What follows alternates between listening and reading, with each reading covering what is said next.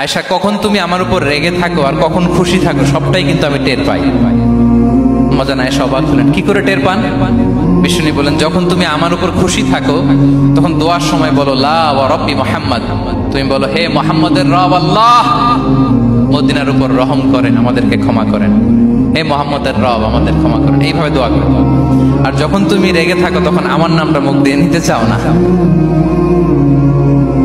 তখন তুমি দোয়াতে বলো লা ওয়া রাব্বি ইব্রাহিম, হে ইব্রাহিমের আল্লাহ, হে ইব্রাহিম নবীর খোদা আমাদের মাফ করো।